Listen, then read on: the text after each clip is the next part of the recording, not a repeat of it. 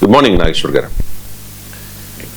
America అధ్యక్షుడు Donald Trump and China అధ్యక్షుడు Xi Jinping ల సమావేశం స్టార్ట్ అయింది సార్ సౌత్ కొరియాలో. సో వైట్ హౌస్ కొద్దిసేపటి క్రితం ఒక ట్వీట్ కూడా చేసింది. President Donald J Trump meets with Chinese president Xi Jinping in South Korea. I think we are going to have a fantastic relationship for a long period of time and it is an honor to have you with us అని చెప్పేసి. So ఈ meeting agenda ఏంటి sir, and America చైనాల మధ్య ఉన్న వివాదాలు ఏంటి? ఇది ఒక్క మీటింగ్ లో ఎజెండా మొత్తం ఏమీ ఉండదు. ఇది బైలేటరల్ మీటింగ్. అంటే 6 ఏళ్ల తర్వాత 2 దేశాధినేతలు కలుస్తున్నారు.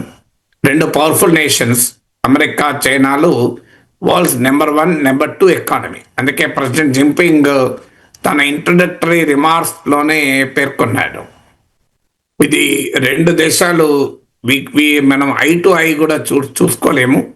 అంటే చాలా అంశాలలో తీవ్రమైన విభేదాలు ఉంటాయి, సహజము. కానీ అదే సమయంలో కలిసి పనిచేయాలి అని చైనా ప్రెసిడెంట్ అన్నాడు.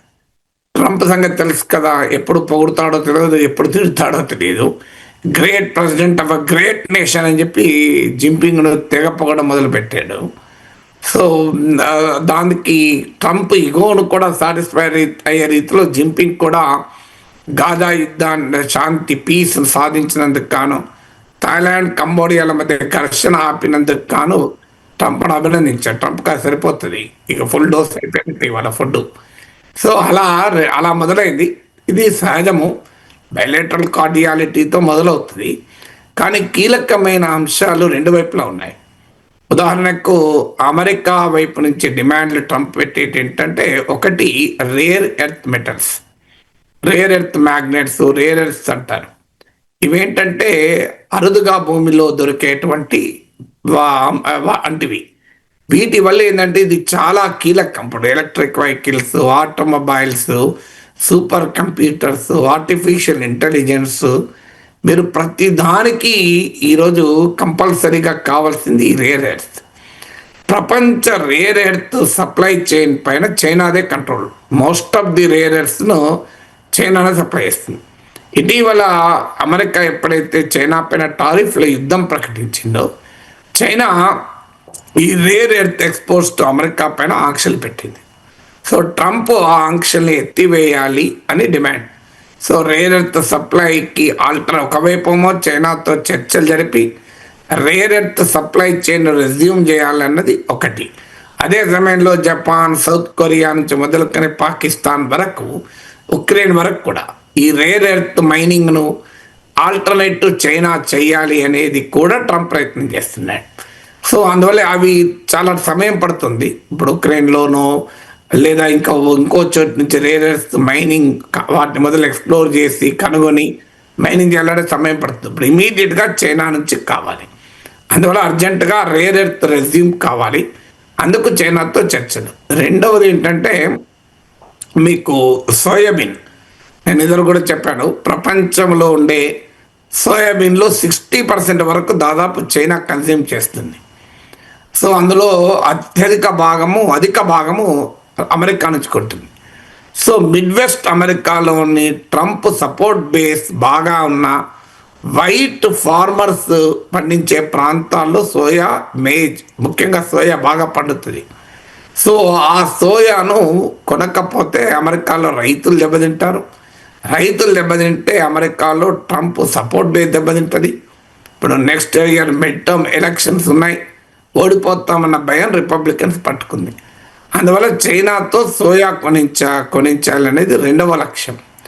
3వది ఏంటంటే మీకు టిక్ టాక్ అమెరికన్ ఆపరేషన్స్. అమెరికాలో టిక్ టాక్ ఆపరేషన్స్ చైనా అమ్మివేయాలని. టిక్ టాక్ చైనా కంపెనీ, కానీ అమెరికాలో who success TikTok. So ఈ టిక్ టాక్ కన్జ్యూమర్ బేస్ వల్ల డేటా బేస్ చైనా చేతిలో ఉంటే తమ నేషనల్ సెక్యూరిటీకి ప్రమాదమని అమెరికా భావిస్తోంది. అందుకే అమెరికా డిమాండ్ ఏంటంటే టిక్ టాక్ అమెరికన్ ఆపరేషన్స్ అయినా చైనా అమ్మివేయాలి, చైనీస్ కంపెనీ అని. అది అమెరికన్ కంపెనీకి అమ్మివేయాలి అనేది డిమాండ్. సో దానికి అనేక మంది ముందుకు వస్తున్నారు, చర్చలు జరుగుతున్నాయి. సో అది కండిషన్.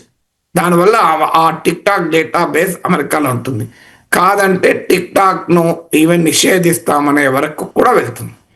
సో అందువల్ల చైనా ప్రెసిడెంట్ జోక్యంతో టిక్ టాక్ అమెరికన్ ఆపరేషన్స్ను చైనా కంపెనీ డిజోన్ చేసుకొని అమెరికన్ కంపెనీ కమ్మివేయాలి.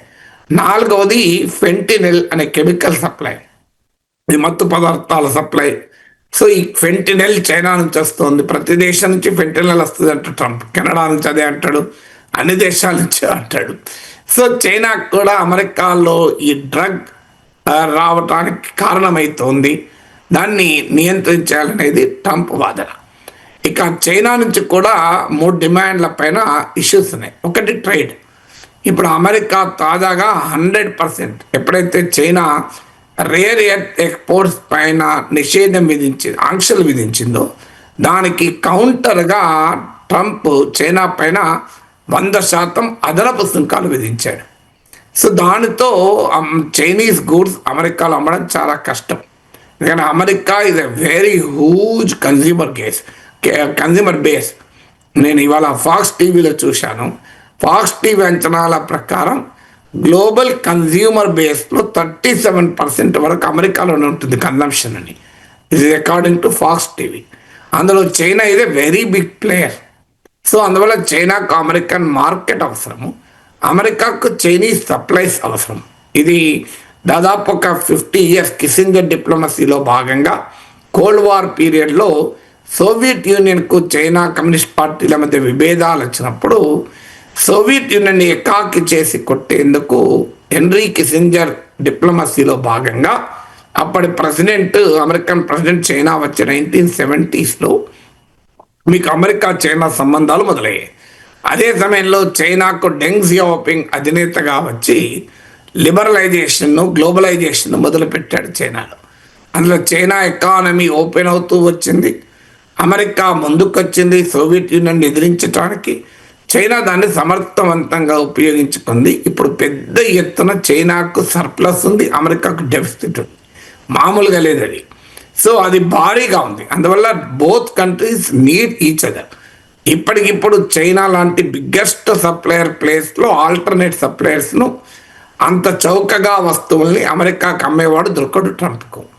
అమెరికా లాంటి పెద్ద మార్కెట్ను చైనా వదులుకుంటే చైనా ఆ ఎక్స్పోర్ట్స్కు రిప్లేస్ చేయడం ఛాలెంజింగ్గా ఉంటుంది. అందువల్ల both the countries need each other. China కొంత డైవర్సిఫై చేస్తుంది. అమెరికన్ మార్కెట్ ఎప్పుడైతే దెబ్బతింటుందో ప్రపంచంలో ఇతర దేశాల మార్కెట్లోకి ఎంటర్ అవుతుంది.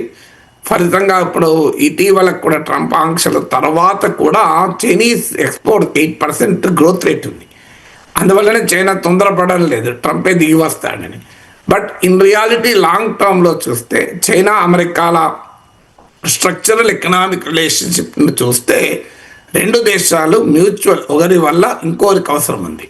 సో అందువల్ల ట్రేడ్ పైన ఇప్పుడు అమెరికా విధించిన 100% ఆంక్షల్ని తొలగించాలనేది చైనా డిమాండ్. ఇక రెండవది అతి ముఖ్యమైనది చిప్స్. ఈ చిప్స్ ఏంటంటే ఎన్విడియా ప్రొడక్షన్. అందుకే మీకు ఎన్విడియా మార్కెట్ క్యాపిటలైజేషన్ తాజాగా $5 లక్షల కోట్ల చేరింది, $5 trillion. India's total GDP $4 trillion, India దాటిపోయింది. సో ఎన్విడియా మార్కెట్ క్యాపిటలైజేషన్ అంటే ఎన్విడియాకు స్టాక్ మార్కెట్ సంపద విలువ. So Nvidia supplies most of the chips. ఇవాళ ఆర్టిఫిషియల్ ఇంటెలిజెన్స్ భూమి కానీ ఎన్విడియా చిప్సే ముఖ్యమైన కారణం. సో ఈ హైటెక్ రేస్లో ఒక ఆర్టిఫిషియల్ ఇంటెలిజెన్సే కాదు, అన్ని రకాల హై టెక్నాలజీలో ఎన్విడియా చిప్స్ చాలా కీలకమైనది. సో చైనాతో టెక్నాలజీ ట్రేడ్ వార్లో భాగంగా అమెరికా ఎన్విడియా పైన ఆంక్షలు పెట్టింది. ఎన్విడియాకు చైనా వెరీ బిగ్ మార్కెట్, అయినా కూడా మీరు చైనాకు అమ్మవద్దు అని, మోస్ట్ సఫిస్టికేటెడ్ చిప్స్ అమ్మవద్దు అని. అందుకే ట్రంప్ ఆంక్షలు తాకని స్థాయిలో అంటే కాస్త రిలేటివ్లీ లోయర్ లెవెల్ టెక్నాలజీతో చైనా కొరకే ప్రత్యేకంగా ఒక చిప్ను ఎన్విడియా తయారు చేయాల్సి వచ్చింది. సో ఇప్పుడు చైనా అడుగుతున్నది ఏంటంటే బ్లాక్వెల్ చిప్స్ అంటారు. ఇది most modern chips of Nvidia. So ఈ బ్లాక్వెల్ చిప్స్ కూడా కావాలని ట్రంప్ దానికి కూడా సుముఖంగా ఉన్నాడు. చైనా ప్రెసిడెంట్ను కలిసే సమయంలో ప్రత్యేకంగా బ్లాక్వెల్ చిప్ పేరు కూడా చెప్పాడు ట్రంప్. అంటే అందువల్ల చైనా డిమాండ్ మాకు మోడర్న్ చిప్స్ అందుబాటులోకి రావాలి అని రెండవ డిమాండ్. మూడవది తైవాన్. తైవాన్ అనేది చాలా యునిక్. నేను తైవాన్ హిస్టరీ ఏంటి అనేది నా యూట్యూబ్లో వీడియో ఉంటుంది, వివరంగా చూడొచ్చు ఎవరైనా. తైవాన్ చరిత్ర ఏంటి అని స్థూలంగా చెప్పాలంటే తైవాన్ తమ దేశంలో భాగమని చైనా వాదన. ఎందుకంటే చైనాలో కమ్యూనిస్ట్ పార్టీ చైనీస్ రెవల్యూషన్ తర్వాత మావో నాయకత్వం అధికారంలోకి వచ్చాక అప్పటి వరకు అధికారంలో ఉన్న వ్యవస్థ, మీకు కుమింగ్టన్ అంటారు, వాళ్ళు తైవాన్కు పారిపోయి అక్కడ రాజ్యాన్ని ఏర్పాటు చేశారు. దాన్నే చాలా కాలం రిపబ్లిక్ చైనా ఒరిజినల్ చైనాగా చూసేవారు, ఈవెన్ యునైటెడ్ నేషన్స్లో కూడా. కొంతకాలం తర్వాత mainland China, people's republic of China గుర్తింపు వచ్చింది, అది తైవాన్గానే మిగిలిపోయింది. అమెరికా కూడా అధికారికంగా తైవాన్ చైనాలో భాగమే అంటుంది. కానీ తైవాన్కు for all practical purposes independent కంట్రీగానే ఉంటుంది. సొంత ఫారిన్ పాలసీ ఉంటుంది, సొంత సైన్యం ఉంటుంది, సొంతగా ఈవెన్ చైనాలో కూడా పెట్టుబడులు పెడుతుంటారు. తైవాన్ ఇది బిగ్ టెక్నాలజీ పవర్ కూడా. తైవానీస్ కంపెనీస్ ఈవెన్ యాపిల్ ఫోన్లు కూడా తయారు చేస్తాయి. సో ప్రాక్టికల్గా తైవాన్ ఇండిపెండెంట్ నేషన్, థియరిటికల్గా చైనాలో భాగం. చైనా ఇప్పటికీ కూడా అవసరమైతే బై ఫోర్స్ అయినా, బలప్రయోగాన్ని ఉపయోగించైనా తైవాన్ను తమలో విలీనం చేసుకుంటాం, అది మా దేశమే అని చైనా వాదన. కానీ అమెరికా వాస్తవానికి చైనా వన్ చైనా పాలసీకి అంగీకారం, అమెరికానే కాదు ఇండియా కానీ ఎవరైనా. కానీ అదే సమయంలో తైవాన్ ప్రభుత్వానికి అన్ని రకాలుగా సహకారం ఇస్తుంది, ఇంక్లూడింగ్ సైనిక సహాయం. చైనా అభ్యంతరం చెప్తూనే ఉంటుంది, అమెరికా అందిస్తూనే ఉంటుంది. సో అడపా చైనా యుద్ధ విమానాలు, వార్షిప్స్ తైవాన్ స్ట్రిప్లో, తైవాన్ చుట్టూ ఉన్న సముద్ర తీర ప్రాంతంలో చైనా మోహరిస్తూ ఉంటుంది. అమెరికన్ పొలిటికల్ లీడర్లు వెళ్ళినప్పుడు అభ్యంతరాలు చైనా చెప్తూనే ఉంటుంది, నడుస్తూనే ఉంటుంది. సో ఎప్పుడైనా ఒకవేళ చైనా ఫోర్స్ ద్వారా తైవాన్ విలీనం చేసుకోవాలనుకుంటే అమెరికా తైవాన్కు అండగా వస్తుంది అనేది అభిప్రాయం.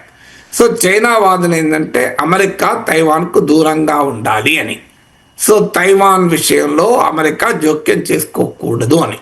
సో ఈ మూడు అంశాలని చైనా వైపు నుంచి ఒత్తిడి. ఇందులో కొన్ని ఇమీడియట్గా ఒప్పుకోవటానికి అవకాశం ఉంటాయి. ఇప్పుడు సోయా కొనుడు అంటే పెద్ద సమస్య కాదు, చైనా గతంలో కొన్నది ఇప్పుడు కూడా కొంటది. కానీ ఇప్పుడు తైవాన్ విషయంలో అమెరికా వెనక్కి తగ్గడంత సులభం కాదు, ఎందుకంటే లాంగ్ టర్మ్ ఫారిన్ పాలసీ ఇంట్రెస్ట్లు అవి. ఈవెన్ చిప్స్ విషయంలో కూడా అమెరికా ఎంత దిగొస్తుందో చెప్పలేం. ఎందుకంటే ఆర్టిఫిషియల్ ఇంటెలిజెన్స్ నుంచి మొదలుకొని టెక్నాలజీలో అమెరికా చైనా మధ్య తీవ్ర కాంపిటీషన్ ఉంది. సో ఎన్విడియా మోడర్న్ చిప్స్ అందుబాటులో లేకపోయినా చైనీస్ కంపెనీలు డీప్ సీక్ లాంటి ఏఐ ప్లాట్ఫామ్స్ను క్రియేట్ చేశారు. ట్రంప్ నుంచి మొదలుకొని బిగ్ టెక్ కంపెనీల అధినేతల వరకు డీప్ సీక్ను అప్రిషియేట్ కూడా చేశారు. సో అందువల్ల మీకు మోడర్న్ చిప్స్ అందుబాటులో లేకపోయినా చైనా కూడా దేశీయ చిప్స్ తయారీ వైపుగా కూడా ప్రయాణం చేస్తుంది. సో ఇలా కొన్నోమో పరిష్కారం అంత సులభంగా దొరకని అంశాలున్నాయి. కొంత కాస్త అంటే అగ్రిమెంట్లు కుదరటానికి అవకాశం ఉంది. అందువల్ల ఇది మొదటి బయలెటరల్ మీటింగే. ట్రంపే చెప్పాడు మళ్ళీ చాలాసార్లు కలుస్తామని కూడా. ప్రాసెస్లో కొన్ని అంశాలపైన బిగిన్ అయిన అండర్స్టాండింగ్తో చైనా అమెరికాల మధ్య ఒక ఒప్పందం కుదరాలి అనేది రెండు వైపుల నుంచి ఆసక్తి ఉంది, డిమాండ్స్ ఉన్నాయి, ఆసక్తి కూడా ఉంది. ఇక పాకిస్తాన్ ఆఫ్ఘనిస్తాన్ల మధ్య ఉద్రిక్తతల నేపథ్యంలో పాకిస్తాన్ డిఫెన్స్ మినిస్టర్ ఖవాజా ఆసిఫ్ తాలిబాన్లకు ఒక సీరియస్ వార్నింగ్ ఇచ్చారు సార్, ఆఫ్ఘనిస్తాన్ని సర్వనాశనం చేస్తాను అని చెప్పి. సో ఈలోగా జరిగిన చర్చలు, పాకిస్తాన్ ఆఫ్ఘనిస్తాన్ల మధ్య జరిగిన చర్చలు కూడా విఫలమయ్యాయి. ఈ పరిస్థితుల్లో ఇప్పుడు పాకిస్తాన్ ఏం చేస్తుంది? పాకిస్తాన్ ఏం చేస్తుంది అనేది ఎవరమో చెప్పలేము. కానీ ఎందుకు విఫలమయ్యాయి అన్నది కీలకం ఇక్కడ. ఎందుకంటే ఇస్తాంబుల్ వేదికగా ఖతార్, తుర్కీల మీడియేషన్తో ఈ చర్చలు జరిగాయి. తుర్కీ పాకిస్తాన్ చాలా సన్నిహిత దేశం. ఇటీవల ఆపరేషన్ సింధూర్లో కూడా పాకిస్తాన్కు ప్రత్యక్షంగా ఆయుధాలతో మద్దతు ఇచ్చిన దేశం తుర్కీ. అజర్బైజాన్ కూడా సమర్థించగల చిన్న కంట్రీ అది.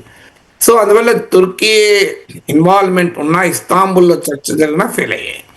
ప్రధానంగా ఫెయిల్ అయ్యటానికి కారణం ఏంటి అనేది నేను విశ్లేషించే ముందు, ఫెయిల్ అయిన తర్వాత పోస్టరింగ్ మొదలైంది. సో మీకు పాకిస్తాన్ హెచ్చరించింది, మీకు మా వైపు కళ్ళెత్తి చూస్తే కళ్ళే పీకేస్తాం, మాపై దాడి చేస్తే 50 రెట్లు అధిక దాడి చేస్తాం, ఆ తాలిబాన్ను మళ్ళీ గోలకు పంపిస్తాం, తాలిబాన్ మూకల్ని అని పాకిస్తాన్ డిఫెన్స్ మినిస్టర్ పాకిస్తానీ మీడియాకి ఇచ్చిన ఇంటర్వ్యూలో హెచ్చరించాడు. మామూలు హెచ్చరిక కాదు అది. పాకిస్తాన్ మీడియాకి ఖవాజా ఆసిఫ్ పాకిస్తాన్ డిఫెన్స్ మినిస్టర్ హెచ్చరించాడు. సో ఆల్రెడీ తాలిబాన్ కూడా తీవ్రంగానే స్పందించింది. మాపై దాడి చేస్తే మేము ఊరుకునే ప్రసక్తే లేదు అని కూడా తాలిబాన్ కూడా హెచ్చరించింది. సో ఇక నెక్స్ట్ మరి ఎక్కడి దాకా వెళ్తుంది? సో చర్చలు ఫెయిల్ అయ్యాయి గనక నిజంగానే దాడి చేస్తా అంత సీన్ ఉండకపోవచ్చు. అసలు ఎక్కడ విఫలమయ్యాయి అన్న దానికి మొదటి కారణం ఏంటంటే, పాకిస్తాన్ నుంచి డ్రోన్లను అమెరికా ఆఫ్ఘనిస్తాన్ తాలిబాన్ల పైన అడపాదడపా ప్రయోగిస్తూ ఉంటుంది. సో ఈ డ్రోన్లు పాకిస్తాన్ గడ్డపై నుంచి ఆఫ్ఘనిస్తాన్లోని తాలిబాన్ల మీద ప్రయోగిస్తున్నాయి. దీన్ని ఆపాలి అనేది తాలిబాన్ డిమాండ్. సో దానికి తాలిబాన్ పాకిస్తాన్ వాదనము ముందు మేము దానికి సరిగా సమాధానం చెప్పలేదు. రివర్స్లో వాదించింది ఏంటంటే, మీ ఖతార్లో కూడా మన అమెరికా ఎయిర్ బేస్ ఉంది కదా అని పాకిస్తాన్ నెగోషియేటర్ ఏకంగా మధ్యవర్తి దేశంగా వచ్చిన మీడియేటర్గా వచ్చిన ఖతార్ పైన విరుచుకుపడ్డాడు. అప్పుడు ఖతార్ నెగోషియేటర్స్ ఏమన్నారంటే, మాకు అమెరికాకు ఒప్పందం ఉంది, ఒప్పందంలో భాగంగానే ఖతార్లో అమెరికన్ ఎయిర్ బేస్ ఉంది అని వాళ్ళు చెప్పారు. అప్పుడు పాకిస్తాన్ రివీల్ చేసింది, మాకు అమెరికాకు కూడా ఒప్పందం ఉంది, పాకిస్తాన్ గడ్డపై నుంచి ఫ్రమ్ పాకిస్తానీ సాయిల్ డ్రోన్లను ఆఫ్ఘనిస్తాన్లోకి ప్రయోగించుకునవడం వెనకాలకు కూడా మాకు అమెరికాతో ఒప్పందం ఉందని చెప్పారు. ఇది తాలిబాన్ అగ్గి మీద గుగ్గిలమైంది. సో పాకిస్తాన్ అమెరికాతో ఒప్పందం చేసుకొని మాపై దాడులకు ఉపక్రమిస్తోంది కదా అని అమెరికా తాలిబాన్ వ్యతిరేకిస్తోంది. ఇటీవల మనం మాట్లాడుకున్నాం కదా, తాలిబాన్ అధీనంలో ఆఫ్ఘనిస్తాన్లోనే బాగ్రామ్ ఎయిర్ బేస్ ఉంది. అమెరికా బలగాలు ఖాళీ చేసేటప్పుడు బాగ్రామ్ ఎయిర్ బేస్ని కూడా ఖాళీ చేశాయి. అప్పుడు ట్రంప్ లేడు. సో ట్రంప్ వాదన ఏంటి అంటే, ఈ బాగ్రామ్ ఎయిర్ బేస్ ఖాళీ చేయడం పెద్ద తప్పు, బాగ్రామ్ ఎయిర్ బేస్ ఉంచుకోవాల్సిందే. ఇది నేను ఇదివరకు కూడా వివరించాను. ప్రపంచంలోని అతిపెద్ద ఎయిర్ బేస్లో ఒకటి, 10,000 సైనికులకు ఉండటానికి అవకాశం ఉంది, వందలాది యుద్ధ విమానాలు పార్కింగ్ చేయొచ్చు, 2 రన్వేస్ ఉన్నాయి. అందువల్ల ఈ బాగ్రామ్ ఎయిర్ బేస్ మాకు ఇచ్చివేయాలి అనేది అమెరికా వాదన. ఖతార్లో ఎలాగైతే భారీ ఎయిర్ బేస్ పెట్టుకున్నారో ఖతార్లో ఉంది, బహ్రెయిన్లో ఉంది, చాలా దేశాల్లో అమెరికా ఎయిర్ బేస్ ఉంటే, జపాన్ సమీపంలో ఒకినావాలో ఉంది, ఇండియన్ ఓషన్లో డీగో గార్షియాలో ఉంది. సో అలా మీకు ఆఫ్ఘనిస్తాన్లోని బాగ్రామ్ ఎయిర్ బేస్ మాకు కావాలి, ఇవ్వకపోతే బలప్రయోగంతోనైనా తీసుకుంటామని ట్రంప్ హెచ్చరించాడు. దానికి తాలిబాన్ హెచ్చరించిందంటే మేము యుద్ధానికైనా సిద్ధమే అని తాలిబాన్ రెస్పాండ్ అయింది. ఆ తర్వాత మాస్కోలో ఈ బాగ్రామ్ ఎయిర్ బేస్ పైన అమెరికన్ ట్రంప్ థ్రెట్ పైన 10 కంట్రీస్ సమావేశమయ్యాయి. అందులో పాకిస్తాన్ కూడా హాజరైంది, ఇండియా హాజరైంది, చైనా, అలాగే Taliban, Russia, 5 central Asian countries, మాజీ సోవియట్ కంట్రీస్ కూడా హాజరయ్యాయి. అందరూ ఏకకంఠంగా ట్రంప్ వైఖరిని ఖండించారు, ఇంక్లూడింగ్ పాకిస్తాన్. సో తాలిబాన్కు మద్దతుగా ఇండియా, పాకిస్తాన్, చైనాలు కూడా కలిసి ఉన్నాయి. సో అయినా కూడా తాలిబాన్లకు పాకిస్తాన్ల మధ్య విభేదాలే తప్పలే. ఈ డ్రోన్ల అగ్రిమెంట్ అనేది ఇప్పుడు ప్రధాన కాంట్రవర్సీగా అయిపోయింది. మీ పాకిస్తానీ భూభాగం నుంచి మాపై దాడులకు మీరు అమెరికాకి ఎలా సహకరిస్తారు అని. అంటే పాక్ అమెరికా నెక్సెస్ అనేది పాక్ తాలిబాన్ సంబంధాల పైన తీవ్రమైన నెగిటివ్ అంశంగా మారింది. ఇక రెండవది టీడీపీ. ఇది మన గతంలో చాలాసార్లు చెప్పుకున్న టెరీకి తాలిబాన్ పాకిస్తాన్. ఈ టీడీపీ అనేది ఐడియాలజికల్గా, ఎథనిక్గా ఆ తాలిబాన్లతో సంబంధాలు తప్ప ప్రాక్టికల్గా తాలిబాన్ వింగ్ కాదు. అది తాలిబాన్ ఏమంటుందంటే మేమేమీ చేయలేం, మాకు సంబంధం లేదు, టీడీపీ పాకిస్తాన్ ప్రాబ్లం పాకిస్తాన్ పరిష్కరించుకోవాలి, వాళ్ళు పాకిస్తాన్ పౌరులు, మాకేం సంబంధం అని తాలిబాన్ అంటుంది. లేదు, అది మీరే ప్రోత్సహిస్తున్నారు, మీరు వాళ్ళని సమ్మన్ చేసి కంట్రోల్ చేయాలి అని పాకిస్తాన్ డిమాండ్ చేస్తుంది. దానివల్ల ఆ టీడీపీ ఇష్యూ అలాగే ఉంది. ఈలోగా తాలిబాన్ ఆరోపణ ఏంటంటే ఆఫ్ఘనిస్తాన్లో తాలిబాన్లకు వ్యతిరేకంగా ఐసిస్ ఖొరాసాన్ అనే ఒక వింగ్ ఉంది. అంటే ఇస్లామిక్ స్టేట్ ఐసిస్కు ఈ ప్రాంత విభాగాన్ని ఐసిస్ ఖొరాసాన్ అంటారు. ఇది తాలిబాన్ వాళ్ళు రాజీ పడుతున్నారు, వాళ్ళు నిజమైన ఇస్లామిక్ మతవాదులు కారు అని ఐసిస్ ఖొరాసాన్ వాదన. తాలిబాన్ల వాదన ఏంటంటే తాలిబాన్లకు వ్యతిరేకంగా ఐసిస్ ఖొరాసాన్కు పాకిస్తాన్ సహకరిస్తోందని తాలిబాన్లు ఆరోపిస్తున్నారు. దాంతో ఇక పాకిస్తాన్ రెచ్చిపోయి అసలు మాకు తాలిబాన్కు ఒప్పందం కుదిరి ఆల్మోస్ట్ అగ్రిమెంట్ అయ్యే సమయంలో ఇండియా అడ్డుపడుతోంది, తాలిబాన్లను ఇన్ఫ్లుయెన్స్ చేసి భారతదేశం ఒప్పందం కాకుండా చేస్తోంది. ఆపరేషన్ సింధూర్లో ఓడిపోవడం వల్ల మాపై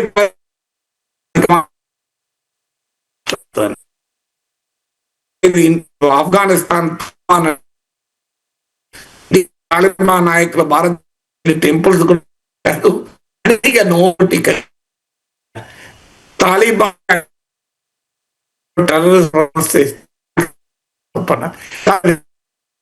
పాకిస్తాన్ వాస్తవంగా ఏంటంటే ఇండియాలో అర్థం పాక్ ఆక్యుపైడ్ కాశ్మీర్లో అవామీ యాక్షన్ కమిటీ నాయకత్వంలో పౌరులు తిరగబడుతున్నారు. బెలూచిస్తాన్లో బెలూచిస్తాన్ లిబరేషన్ ఆర్మీ తిరగబడుతోంది. అటు ఆఫ్ఘాన్ పాక్ బార్డర్లో తాలిబాన్లతో ఘర్షణ, ఇది ఇండియా పాక్ బార్డర్లో ఇండియాతో ఘర్షణ. ఏం చేయాలో అర్థం కాని పరిస్థితి పాకిస్తాన్ ఉంది. పంజాబ్ సింధుల మధ్య వాటర్ డిస్ప్యూట్స్. సో ఇలా ఈ గందరగోళాన్ని ఎవరి మీద నెట్టేయాలి అనేది పాకిస్తాన్ ఆలోచన. లేకపోతే పాకిస్తాన్ వాదన ఏంటంటే పాకిస్తాన్ ఆఫ్ఘనిస్తాన్ మధ్య ఒప్పందం కుదురుతుంటే ఇండియా అడ్డుపడి తాలిబాన్లతో ఫోర్స్ ఇన్ఫ్లుయెన్స్ చేస్తుంది అట. సో తాలిబాన్లను సృష్టించింది పాకిస్తాన్, తాలిబాన్లతో కలిసి భారతదేశంలోకి తీవ్రవాదాన్ని ఎక్స్పోర్ట్ చేసింది పాకిస్తాన్.